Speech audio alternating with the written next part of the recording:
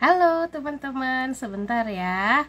Kita akan ada live IG, tapi sebentar aku tambahkan Velia dari Indonesian Institute dulu. Kita tunggu Velia ya. Halo, kita tunggu Mbak Velia dulu ya.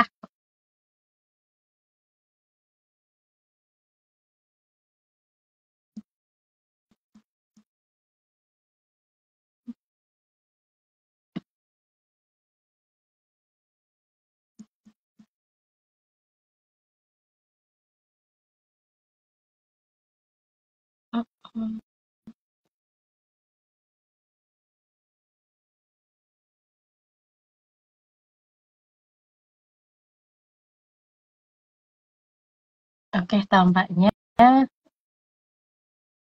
Oke, teman-teman. Ya, ini dia. Velia udah join. Sebentar. Ya, oke.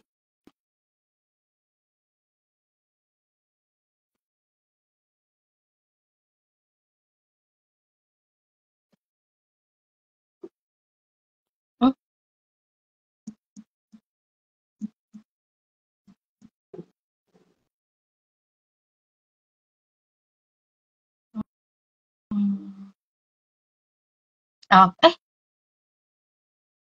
sebentar tampaknya unable to join. Kak Velianya, saya coba lagi ya. Sebentar ya teman-teman, harap bersabar.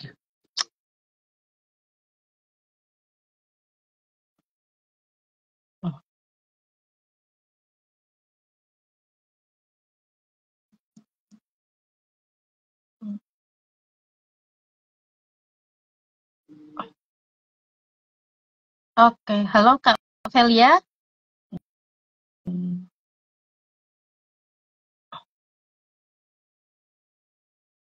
Halo, halo teman-teman. Ada Hendra juga. Sebentar ya, kita tunggu Kak Velia juga. Tadi sebenarnya udah bisa bergabung, cuman nggak tahu ini mungkin ada sedikit kesalahan teknis. Jadi masih aku berusaha invite ya.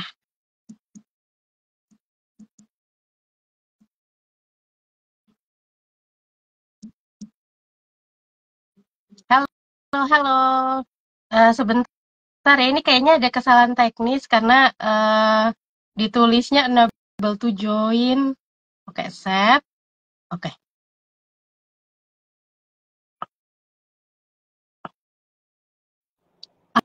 Oke, Tes. ini dia Halo akhirnya. Mbak Kristi, Halo, apakah halo. sudah muncul?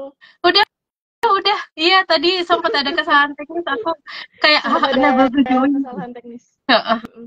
heeh. Oke, Halo ini sudah teman-teman ada semua, beberapa teman salam juga yang kenal. bergabung. Halo, gimana sehat hari ini? Alhamdulillah. Mbak Kristi Alhamdulillah. gimana? Sehat, sehat. Enggak Oke, kemana-mana ini Mbak hari Minggu.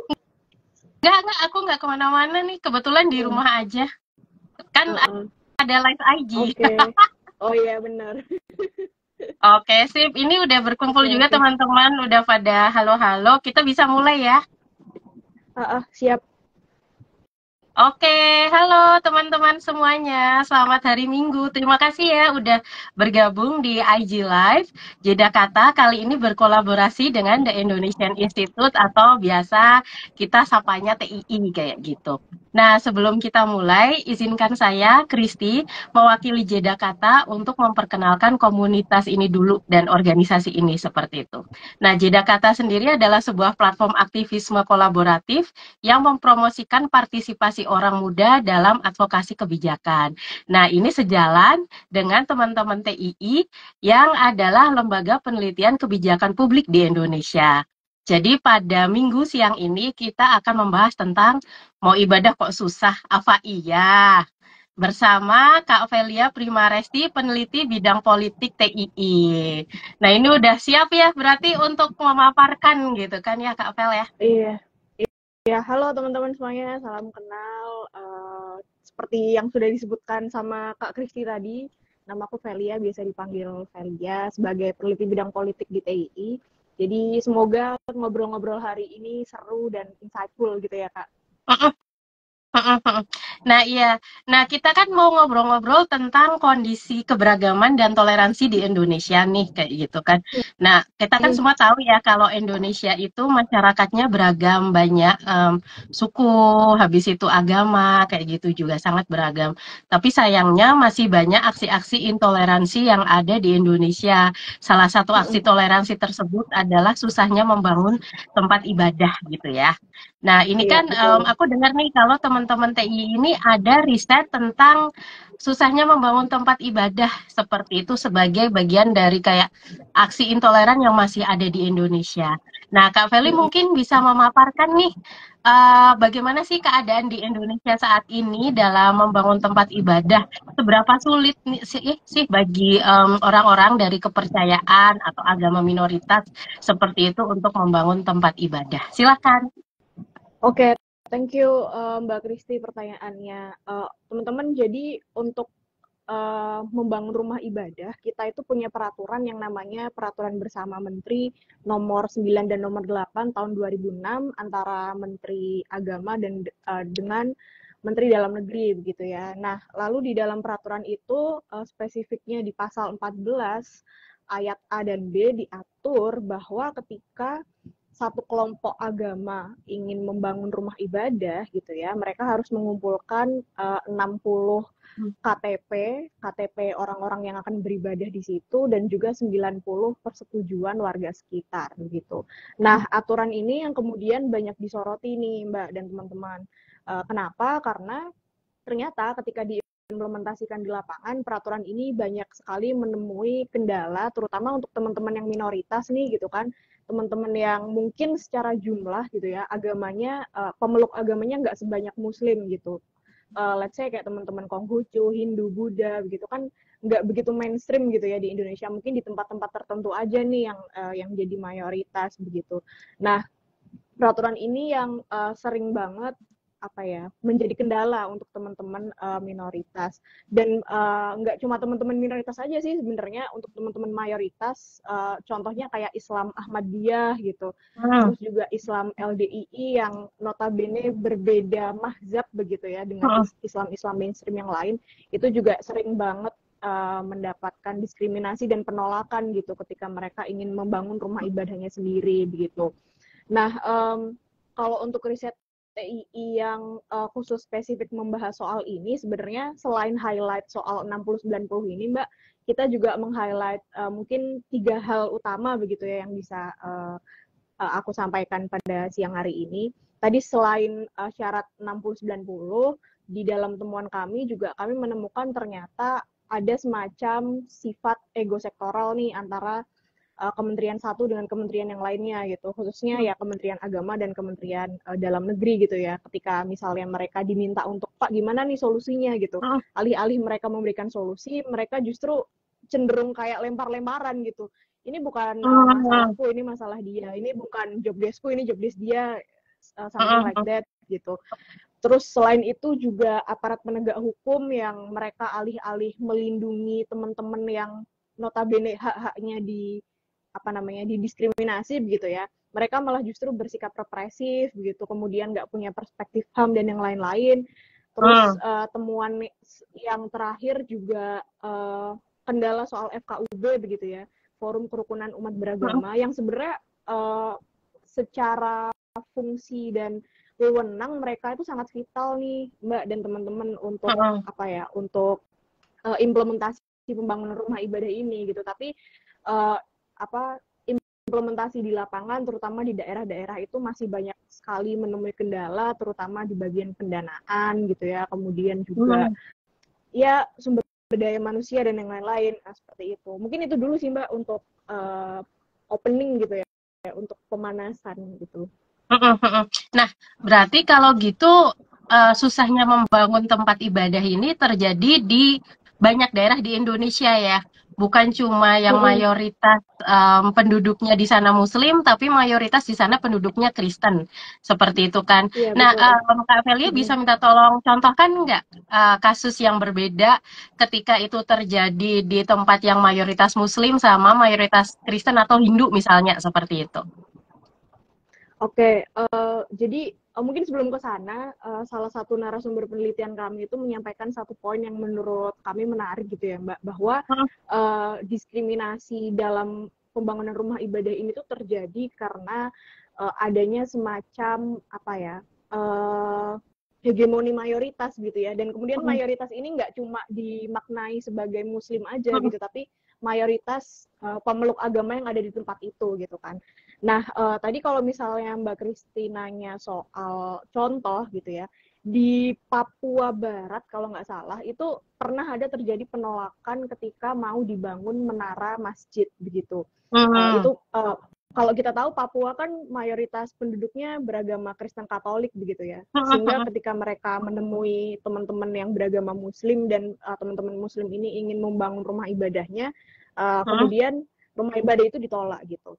Terus ada juga kasus menarik di Tuban, itu sebentar, namanya Klenteng Kwan Sing Bio. Jadi kelenteng itu sebenarnya didesain untuk agama Tridharma begitu ya, untuk 3 agama, Hindu, Konghucu dan juga agama Tao begitu ya.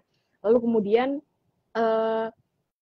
tanahnya digugat oleh agama Buddha kalau nggak salah ke pemerintah setempat begitulah. Intinya mereka ingin mengklaim bahwa ini tanah punya Buddha sendiri nih begitu kan. Nah, tapi bagusnya dalam kasus ini adalah si Pemda berpihak kepada teman-teman yang hak-haknya tersingkirkan ini juga begitu loh. Artinya kemudian gugatan si teman-teman Buddha ini nggak begitu aja dikabulkan begitu ya, tapi mereka bisa tegas mengatakan bahwa ya nggak bisa kalau kamu mau mengklaim sendiri karena tanah ini udah dari awal dibagi 3 seperti itu.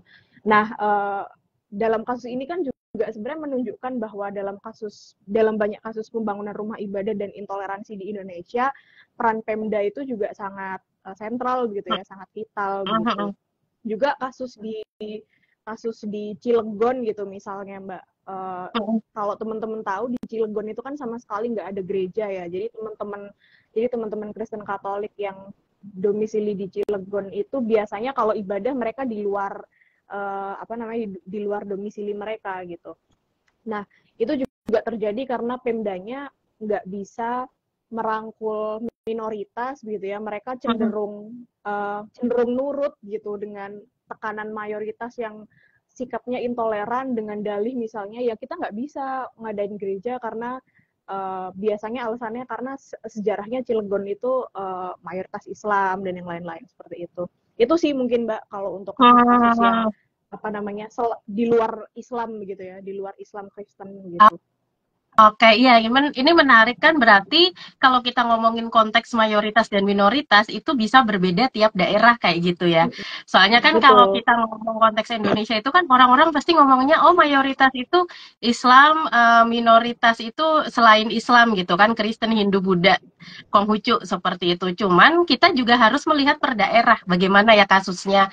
Kalau misalnya tadi kayak kasus di Papua yang mayoritas di sana adalah Kristen Katolik, ternyata malah teman-teman Muslim yang susah membangun tempat ibadah seperti itu ya. Beda dengan di Jawa, itu teman-teman Kristen yang susah membangun tempat ibadah gitu ya.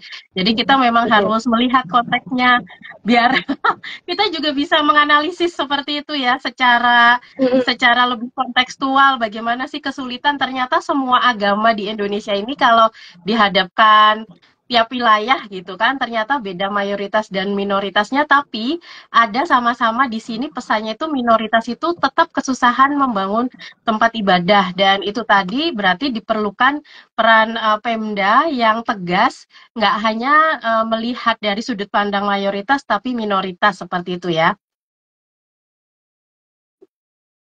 Sebentar Kak Velia kayaknya agak nge-lag dikit. Halo Kak Vel? Oke, nah teman-teman sambil kita menunggu Kak Velia, nah ini teman-teman jika ada pertanyaan silahkan bisa drop di kolom chat. Dan ini ada teman-teman TI juga yang, bentar, yang sudah ini ya menyediakan link tautan ke hasil risetnya TII yang bisa teman-teman akses seperti itu selain dari media sosial TII juga. Sebentar, sebenarnya Kak Velia bermasalah dengan sinyal, jadi saya coba undang lagi ya teman-teman.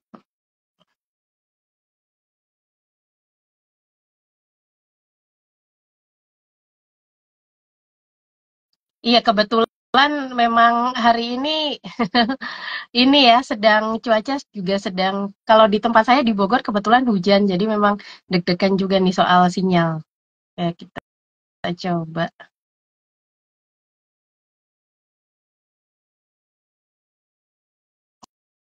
Oke, mohon bersabar ya teman-teman. Kita akan lanjutkan diskusi kita nanti begitu Kak Velia bergabung lagi.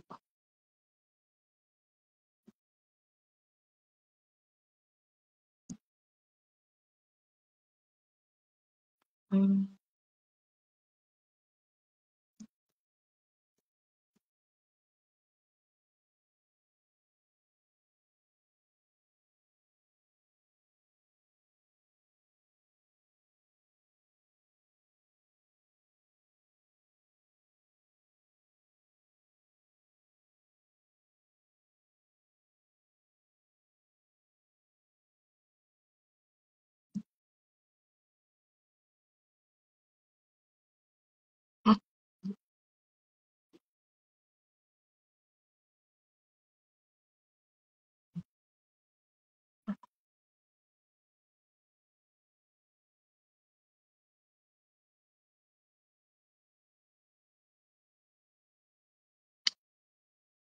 Oke, ini dia kita kembali bergabung. Alhamdulillah, tadi sempat hilang kayaknya ya sinyalnya ya.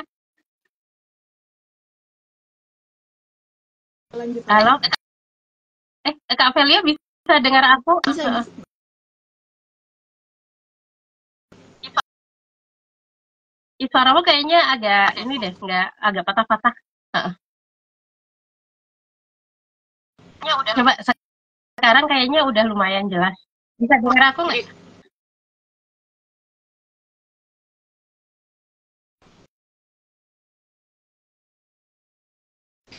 Udah bisa, kita lanjutin diskusinya ya.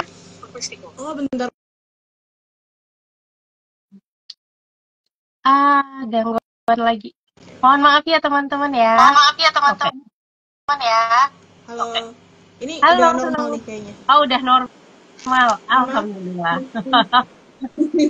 Udah ya. Kita Ya lanjut lagi. memang seperti ini. Di kosmu ini ya hujan deras nggak sih? Enggak, tadi handphonenya overheat gitu kan, terus dia tiba-tiba keluar sendiri. Jadi ini Oh, aku ganti device. iya, iya, iya. Ha, ha. Iya, soalnya kalau di sini di tempatku hujan, jadi aku takutnya juga sinyalnya kurang stabil. Tapi anyway, kita lanjutin Sinyal aman. diskusi kita kali ya, aman ya. Ha, ha. Sip. Ya, Ya. oke. Ini sudah ada beberapa pertanyaan nih. Tadi teman-teman kita ini ya barusan membahas konteks mayoritas dan minoritas di tiap daerah ternyata berbeda. Ini sambil sambil kita juga berdiskusi, mungkin kita bisa mulai menjawab pertanyaan teman-teman ya sambil ngobrol-ngobrol juga. Oke. Nah, ini ada pertanyaan dari Ibu Perpus. Bagaimana menjaga keseimbangan antara menjalankan ibadah secara bebas dengan menghormati hak orang lain yang mungkin berbeda keyakinan? Nah, jadi di satu sisi kita harus ini ya menjalankan ibadah secara bebas, tapi kita juga sadar kalau banyak perbedaan sehingga menghormati hak orang lain yang mungkin berbeda keyakinan. Gimana sih biar bisa seimbang kira-kira apa yang bisa kita praktikkan sehari-hari gitu ya? Silakan Kak Novel. Oke, terima kasih pertanyaannya. Kalau menurut saya, sebenarnya untuk menyeimbangkan itu yang kita perlu bangun adalah skill komunikasi sih, Mbak dan teman-teman. Karena sepanjang penelitian kami juga, satu poin yang kami kemudian simpulkan gitu ya, bahwa intoleransi itu sering banget terjadi karena sebenarnya teman-teman mayoritas dan minoritas di konteks apapun itu kurang komunikasi nih gitu. Dan kemudian ini juga dikonfirmasi melalui salah satu narasumber kami begitu ya, Pak kok aku lupa namanya, tapi beliau peneliti di Wahid Institute begitu. Beliau menyampaikan bahwa sebenarnya yang paling penting dari dari pembangunan rumah ibadah ini bukan merupakan peraturan 60-90-nya peraturan FKUB-nya atau apapun itu, tapi menurut beliau yang paling penting adalah bagaimana kemudian masyarakat ini bisa melakukan pendekatan sosiokultural gitu ya, satu sama lain gitu. Artinya ya gimana kita bisa ngobrol gitu kan, apa namanya istilahnya, bernegosiasi, ini yang tidak boleh, ini yang boleh, dan yang lain-lain gitu. Dan aku rasa kalau misalkan komunikasi itu terbangun dan komunikasinya juga dilakukan dengan kepala dingin begitu ya, itu kayaknya nggak akan terjadi masalah sih gitu. Nah mungkin dari Mbak Kristi juga bisa menambahkan nih, siapa tahu ada pengalaman atau apa gitu kan. Hmm, iya benar sih. Aku juga setuju gitu kan. Sebentar ini kayaknya suaraku ikut tempatmu atau oke. Masuk kok Mbak. Oh ya, sip sip. Iya, sebenarnya aku juga setuju tentang ini ya kurangnya komunikasi karena aku lihat itu kalau ini nih biasa ya kan memantau komentar netizen-netizen ya di media sosial kayak gitu kan. Itu masih Betul. susahnya untuk komunikasi antar umat beragama gitu. Karena biasanya orang-orang itu udah sibuk memikirkan kalau agamanya itu paling benar sehingga agama lain itu rasanya itu kayak gampang banget ngejudge gitu kan. Oh, kamu tidak akan mendapatkan keselamatan karena mengikuti agama yang beda dengan aku seperti itu. Padahal kan sebenarnya kalau kita mau lihat, kalau kita mau komunikasikan, tiap agama itu kan mempunyai perspektif masing-masing seperti itu ya. Dan keselamatan agama masing-masing itu kan juga bisa berbeda tergantung perspektifnya dan itu sebenarnya tidak perlu diperdebatkan karena memang perspektifnya saja yang berbeda. Nah, itu yang mungkin harus dikomunikasikan seperti itu dan saya rasa juga memang masih kurang banyak ini sih kesadaran dari teman-teman seperti itu tentang mengenali agama lain di luar agamanya.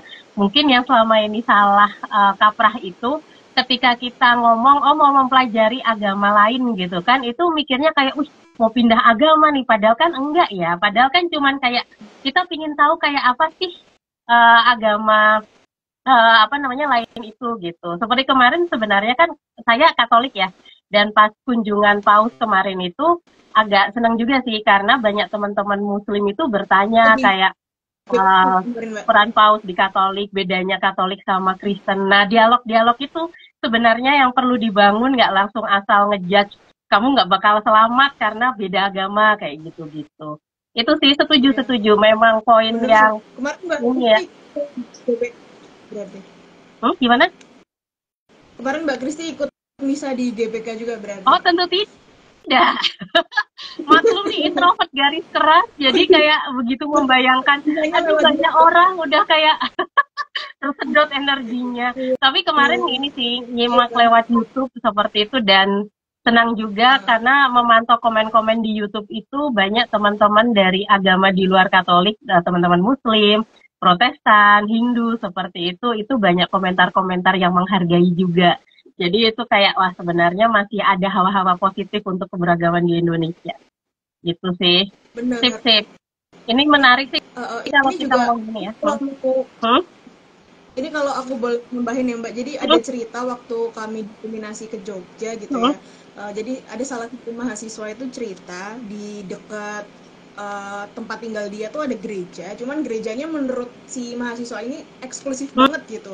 Dalam Hmm? artian kayak orang yang datang ke gereja itu tuh nggak pernah serawung lah ya Hmm? sama warga sekitar gitu kan. Terus kalau Hmm? misalkan ada acara juga warga sekitar misalnya nggak diajar dan yang lain-lain, dan kemudian terjadilah penolakan di situ gitu. Nah dari situ kan sebenarnya juga kita bisa menyimpulkan bahwa penolakan-penolakan ini sebenarnya ada karena mungkin antar kelompok satu dengan kelompok yang lainnya tuh belum saling mengenal nih begitu kan. Dan kemudian si mahasiswa itu juga cerita ketika misal apa namanya, ketika si gereja itu pada gilirannya membuka diri gitu ya, misal mereka ngadain acara juga mengundang warga sekitar gitu kan, ngajak diskusi warga sekitar di dalam gereja dan yang lain-lain, itu ya nggak terjadi apa-apa gitu, bahwa oh ya Hmm. ketika kemudian dua kelompok yang berbeda ini udah saling mengenal ya hubungannya pada akhirnya baik-baik aja gitu. Iya, Itu iya sih Mbak. benar.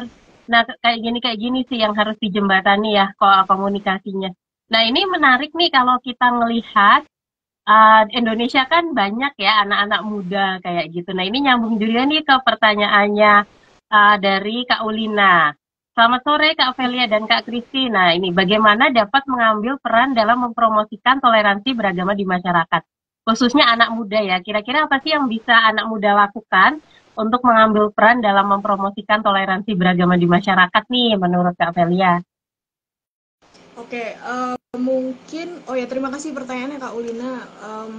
Mungkin aku bakal ambil contoh bagus dan menarik. Itu ada salah satu komunitas di Jogja namanya Youth Interfaith Peacemaker Hmm, Community gitu ya. Jadi uh, basically itu adalah komunitas antar agama begitu ya yang diinisiasi oleh anak-anak muda Jogja yang kemudian sebenarnya kegiatan mereka tuh simple aja sih teman-teman dan Mbak Kristi kayak misalnya ngadain diskusi hmm, gitu kan charity terus amal dan yang lain-lain kayak gitu.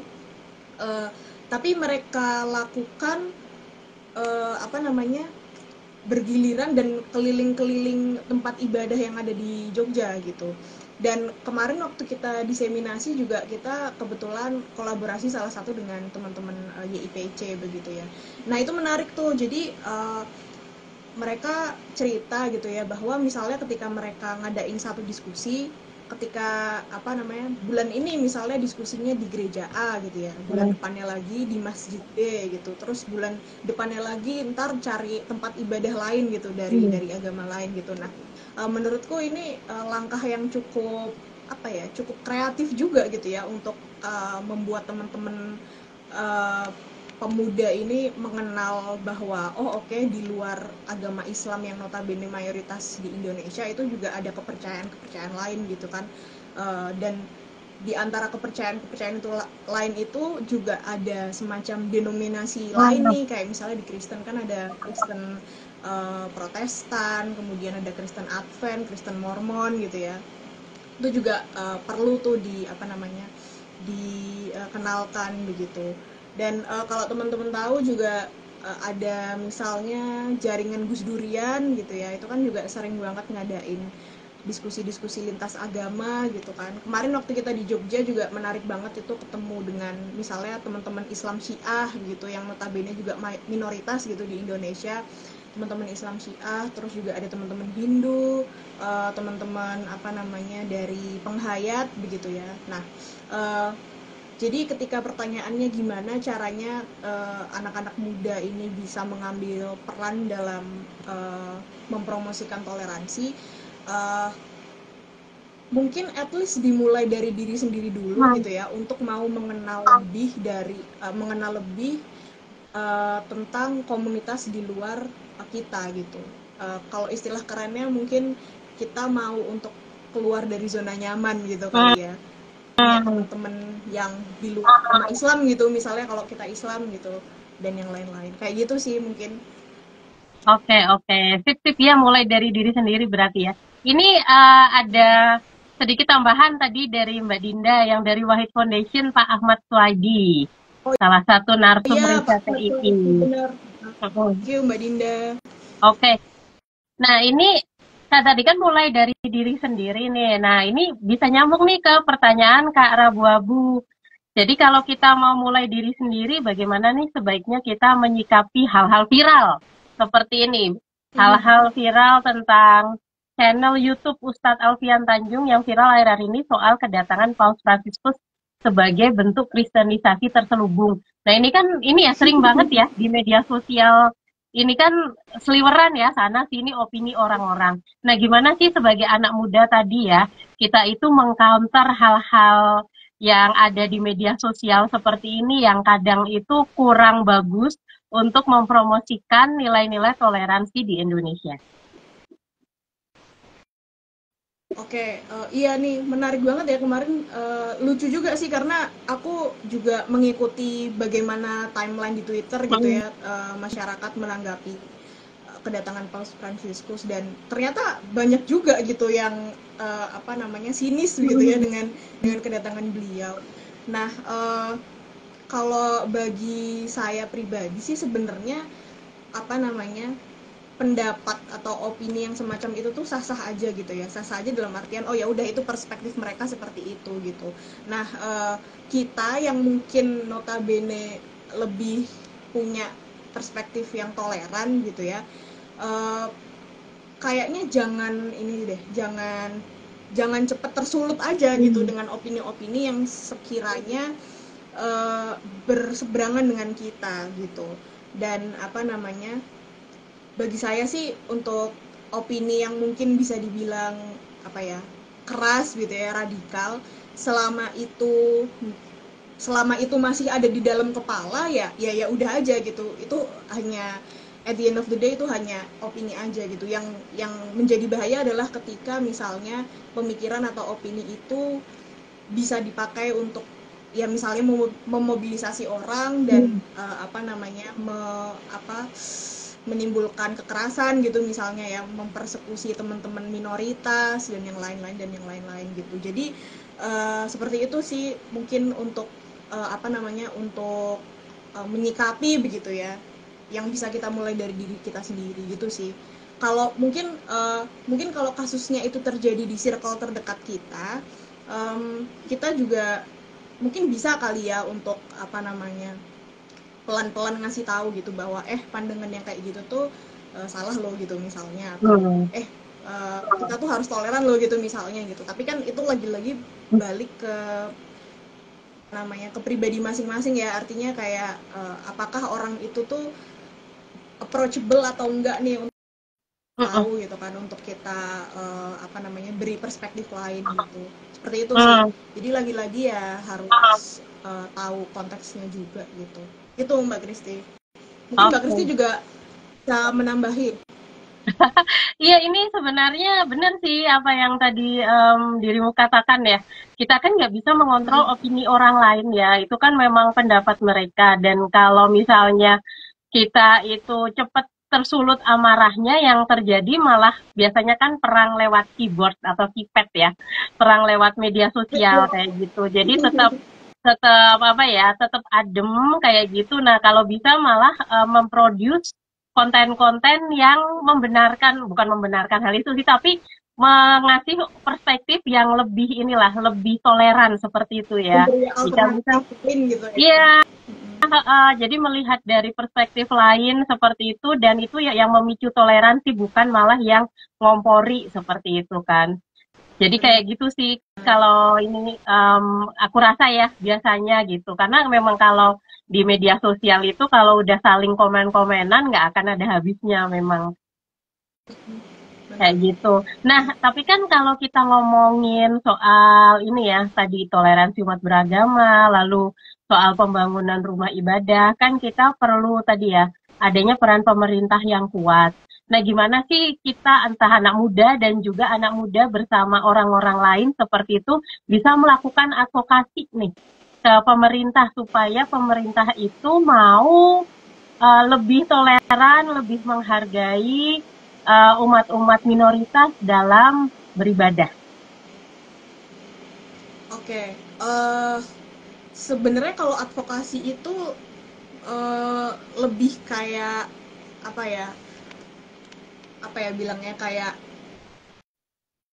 sesuatu yang yang yang extra miles gitu yang kita lakukan gitu. Cuman setidaknya ketika kita ingin punya pemimpin daerah yang toleran, ya kita bisa mulai dari kita kita kita harus kritis ketika memilih mereka gitu. Apalagi ini kan mau mendekati pilkada gitu ya teman-teman. Di November besok kita milih apa namanya pemimpin daerah.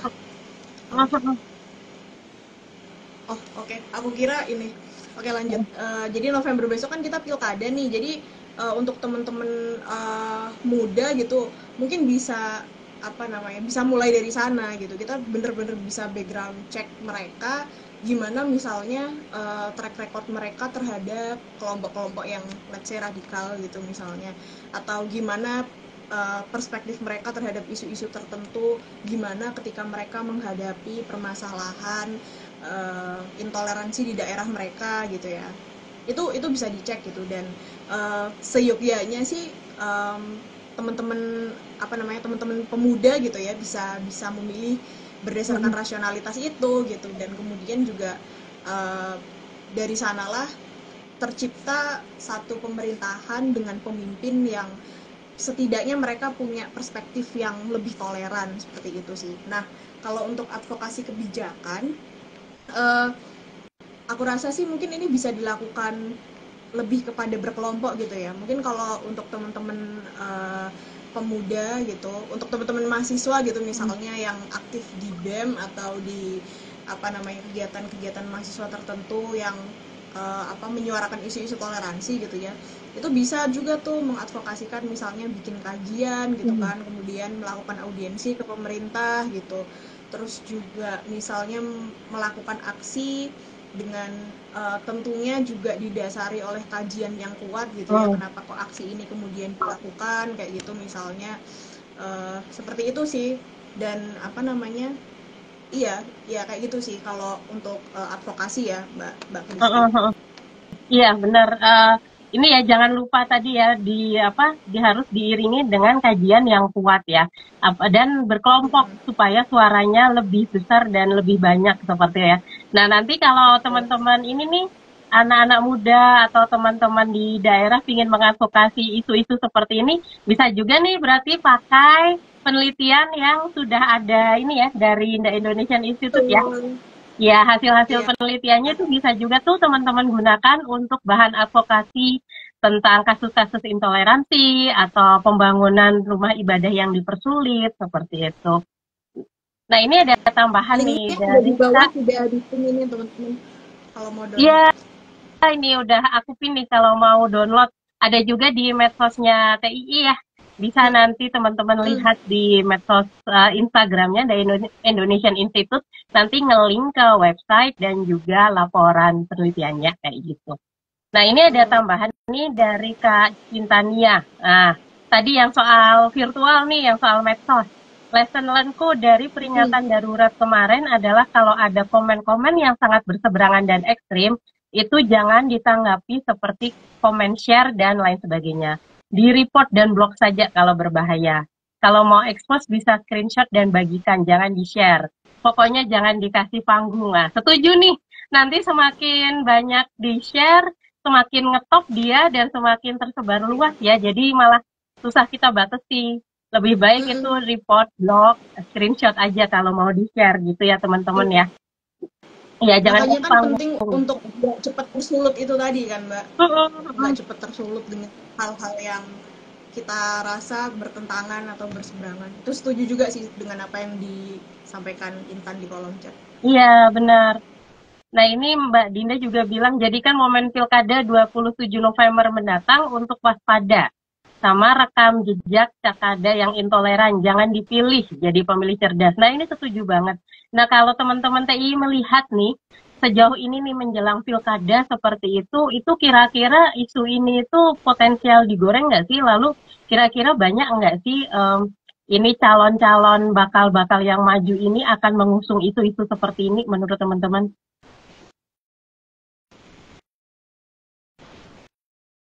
Sorry Mbak, bisa diulang pertanyaannya tadi kayak agak putus-putus. Oh iya, sorry. Jadi tadi menjelang pilkada ini menurut teman-teman nanti bagaimana situasinya? Apakah isu-isu intoleransi, susahnya membangun tempat ibadah, minoritas versus mayoritas itu akan ikut digoreng lagi seperti itu.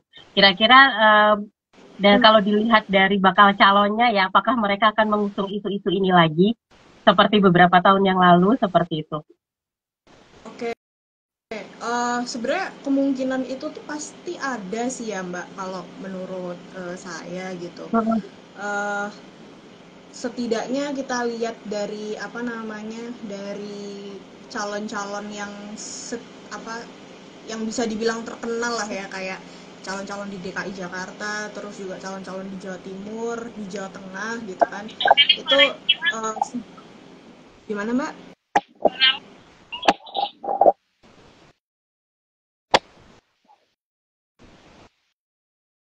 Halo?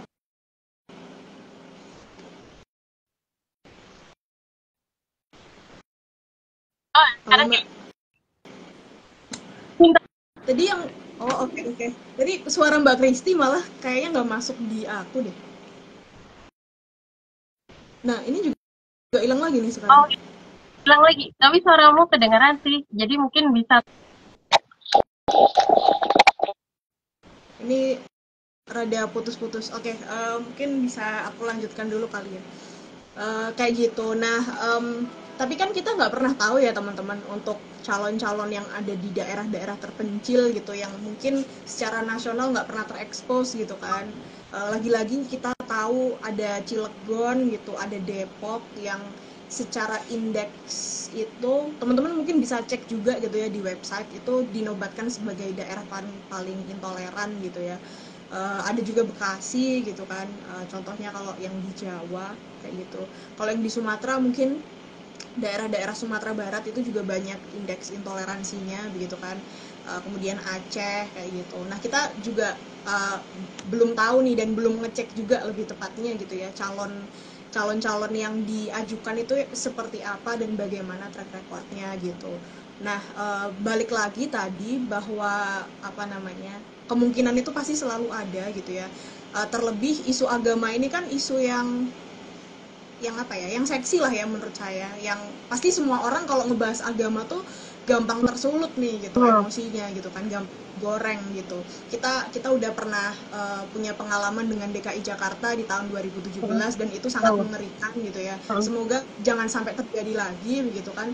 Nah, jadi ya itu sih dan tugas dari teman-teman dan kita semua gitu ya sebagai orang yang punya privilege untuk bisa tahu apa itu toleransi, apa itu keberagaman gitu.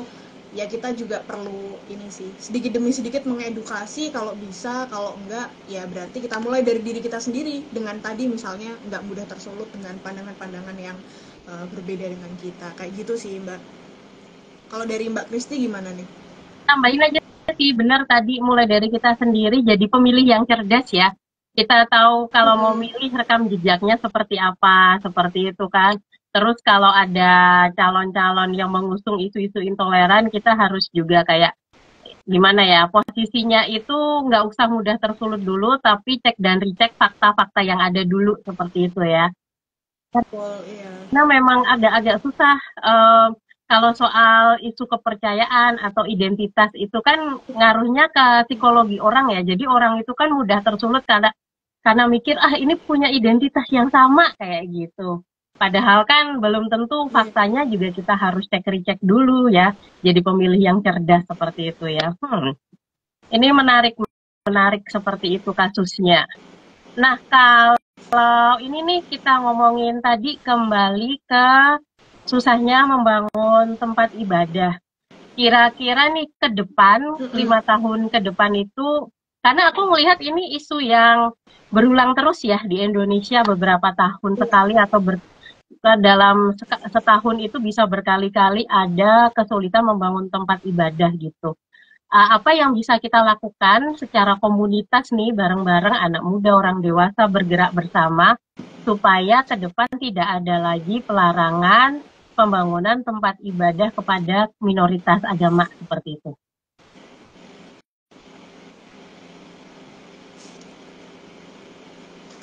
Oke. Halo Mbak Kristi. Ya, halo, Oke. halo. Kedengaran kok. Ya. Tadi agak putus-putus lagi. Nggak, cuman ini sekarang udah normal. Aduh, Oke. emang sinyalnya soal. Lagi hujan nggak soalnya ya? Heeh. Oke, oke. Em, oke, secara komunitas. Jadi kita mungkin balik lagi ke peraturan SKB 2 Menteri tadi ya, nomor 9 dan nomor 8. Kenapa kok kemudian kita udah punya peraturan tapi masih ada nih tadi kata Mbak Kristi masalah yang setiap tahun tuh berulang terus gitu kan. Orang-orang kok nolak-nolakin rumah ibadah dan yang lain-lain gitu. Nah, kalau dari perspektif hukum itu peraturan apa peraturan menteri itu sebenarnya kurang kurang mengikat begitu ya. Sehingga uh, sehingga secara legal bindingnya tuh nggak kuat begitu, nggak legitimate begitu. Nah, yang sedang dilakukan oleh teman-teman gugus tugas KBB dan termasuk juga TII di dalamnya itu kita sedang mengawal ranperpres soal apa namanya kerukunan umat beragama begitu ya yang di dalamnya kita juga meminta untuk mengatur ulang nih, mengatur kembali apa namanya pasal-pasal yang kami anggap problematik lah ya begitu untuk kemudian diperbaiki dalam Ranperpres. Nah kalau teman-teman belajar apa namanya hierarki perundang-undangan begitu ya. Peraturan presiden itu kan posisinya ada di atas begitu ya. Jadi secara hukum itu dia lebih legitimate dan lebih mengikat begitu. Nah, sehingga harapannya sih ketika kemudian nanti Ranperpres itu sudah disahkan begitu ya, aturan ini bisa lebih kuat begitu dan bisa lebih well implemented di bawah begitu. Nah, kemarin pembahasannya sih sempat sempat tertunda begitu. Kita ada pemilu dan pileg gitu kemarin.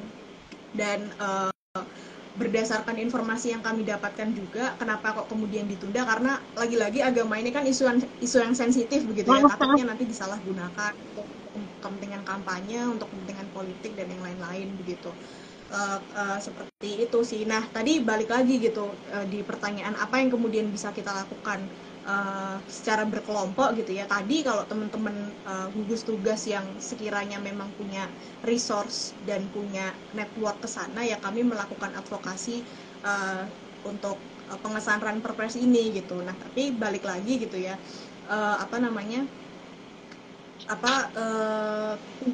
tugas dan keterlibatan setiap kelompok itu kan bisa berbeda-beda begitu. Kalau teman-teman di gugus tugas mungkin melakukan advokasi Ranperpres, nah teman-teman lain nih yang mungkin punya punya komunitas lain begitu ya, itu juga bisa melakukan hal yang berbeda gitu. Tadi contohnya seperti yang dilakukan oleh teman-teman di Jogja gitu, di YIPC, di Gus Durian. Nah, itu juga bisa teman-teman inisiasi di daerah-daerah lain gitu misalnya. Yang aku yakin pasti ada juga sih gitu di daerah lain, cuman mungkin secara sumber dayanya belum sebesar di daerah-daerah yang gede gitu ya, kayak di Jakarta atau di Jogja kayak gitu sih. Seperti itu Mbak Kristi. Iya, sempat suaranya hilang deh kayaknya dirimu. Ah, Suara suaraku. soal tadi sampai yang Oh, kalau teman-teman punya dari mana komunitas Mbak? lain kayak gitu-gitu. Oke, iya, aku ulang ya. Jadi, Maaf iya ya. kalau teman-teman nggak apa-apa. Iya, jadi ketika teman-teman punya kelompok lain begitu ya, teman-teman juga tetap bisa aktif terlibat dalam dalam isu-isu intoleransi, demokrasi kayak gitu ya, dengan cara teman-teman sendiri begitu ya. Tadi udah sempat saya ceritakan di awal gitu, contoh gimana teman-teman di IPC di Jogja, teman-teman di Durian gitu, yang menginisiasi berbagai diskusi di tempat ibadah yang berbeda-beda gitu kan, sehingga mengajarkan juga nih ke teman-teman muda untuk mengenal budaya dan juga di luar agama Islam gitu. Nah, ini juga bisa diinisiasi gitu di daerah-daerah lain dengan teman-teman lain gitu. Yang sebenarnya aku yakin juga udah banyak gitu dilakukan di daerah-daerah lain, cuman mungkin uh, nggak nggak menjadi terkenal atau nggak menjadi booming karena resource-nya tidak sebesar seperti yang ada di Jakarta atau di Jogja gitu misalnya. Seperti itu sih Mbak Kristi. Ya, memang gerakan-gerakannya juga harus sampai ke daerah-daerah ya. Memang selama ini kan kalau kita ngomongin toleransi itu kan masalah-masalah intoleran itu ada di mana-mana ya. Tapi kadang yang Betul, gerakannya lebih banyak itu kan di kota-kota besar ya. Ya memang penting untuk menularkan virus-virus positif toleransi itu sampai ke betul, betul, betul. Dan ini juga sih ya, kayak kita juga perlu perlu. Jadi suaranya hilang Mbak Kristi. Oh, Hilang lagi nih sekarang.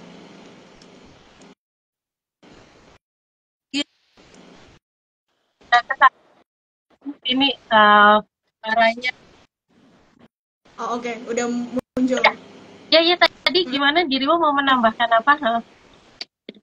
Oh iya, jadi kalau boleh nambahin, ketika misalnya melakukan gerakan gitu ya, itu juga perlu diperhatikan ini sih teman-teman, perlu diperhatikan konteks dan keadaan daerah tersebut seperti apa gitu ya.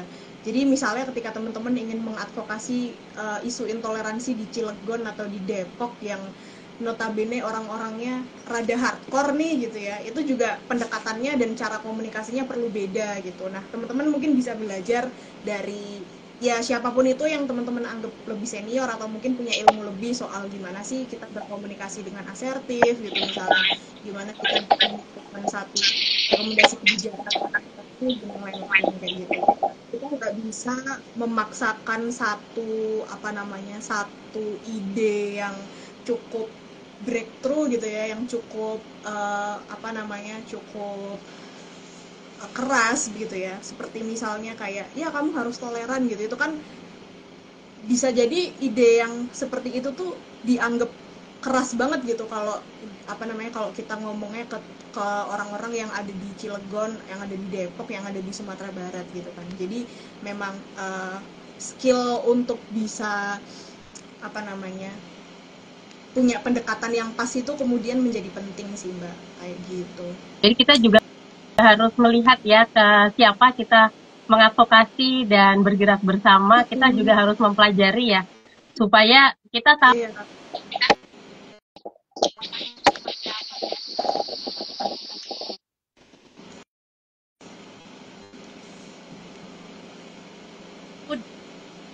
Ini suaranya hilang lagi Mbak Kristi. Aja. Sekarang gimana? Ini udah masuk, tapi kayak agak putus-putus gitu sih Mbak. Uh-uh. Nih, kayaknya tabrakan di Depok nih. Tapi sekarang udah masuk lagi. Oke, lanjut Mbak. Iya. Nah, kita nggak terasa nih menjelang jam 3 gitu kan, udah hampir berakhir. Iya. Udah hampir 1 jam ya. Tetap semangat menyuarakan toleransi. Sorry Mbak, bisa diulang?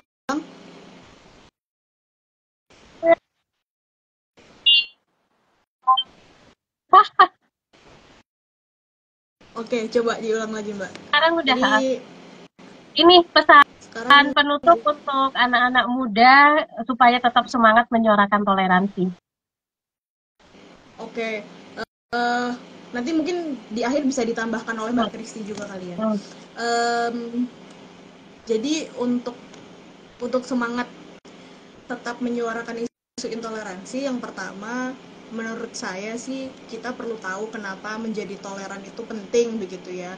Kenapa kok penting ya, kita harus menjaga stabilitas di masyarakat gitu misalnya kita, karena tentu aja kita hidup itu nggak bisa hanya dalam satu kelompok tertentu gitu kan, kita butuh teman-teman lain di luar komunitas kita gitu kan, kita butuh dokter yang kita nggak tahu agamanya apakah Islam, apakah Kristen, apakah Hindu gitu kan, kita butuh guru yang kita juga nggak tahu dia agama atau kepercayaannya apa gitu. Seperti itu. Jadi itulah kenapa kita penting menjadi toleran gitu ya.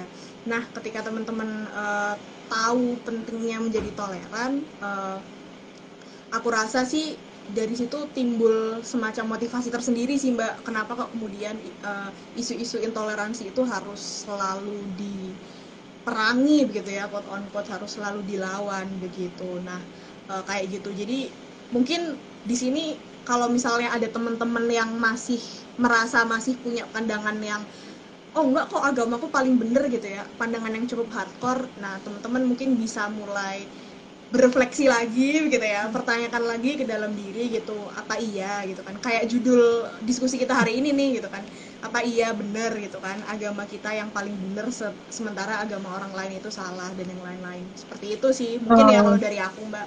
Nah kalau dari Kristi gimana? Ya, setuju sekali.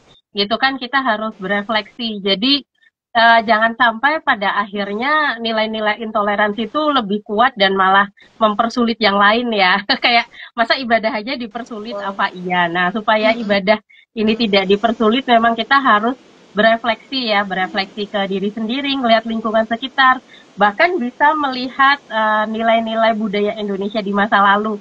Kayak di belakangku ini sebenarnya batik 3 negeri nih dari Lasem.